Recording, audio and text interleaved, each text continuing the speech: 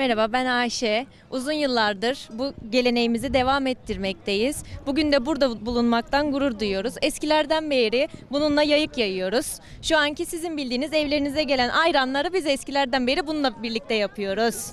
Hiç çadırda kaldın mı? Kaldım. Yani küçük yaşlarımdan beri babaannemlerle birlikte çadırda kalıyoruz. Kalıyorsunuz. Evet.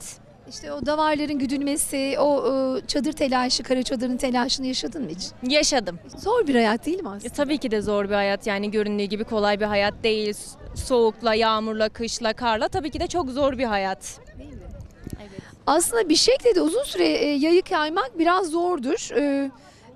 Normalde biz yaşadık biraz bunları, böyle gittiğimiz yerlerde çekiyoruz. Ben de denedim birkaç kez. Evet. Bugün inşallah bu ayranın hepsini bitireceğiz. İnşallah.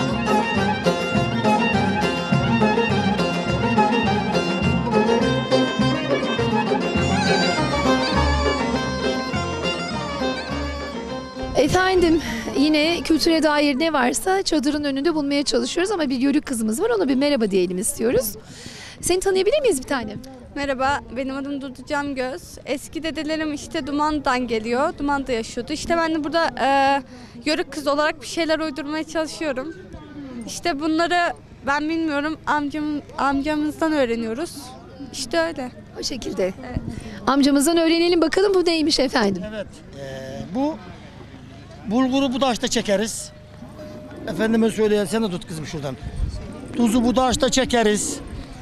Misirimi bu daşta çekeriz. Zamanın el değirmeni. Yaşatmaya çalışıyoruz. Gençlere öğretmeye çalışıyoruz. Elimizden geldiği kadar sizlerin sayesinde. Şimdi kızımıza aslında bundan sonraki etkinliklere daha sık gelmesi lazım. Evet. Değil mi? Evet. Bunları öğrenmek adına, sormak Öğrenecek adına. ve öğretecek. Biz niçin uğraşıyoruz? Bundan sonra onları öğreteceğiz. Onlar öğretecek.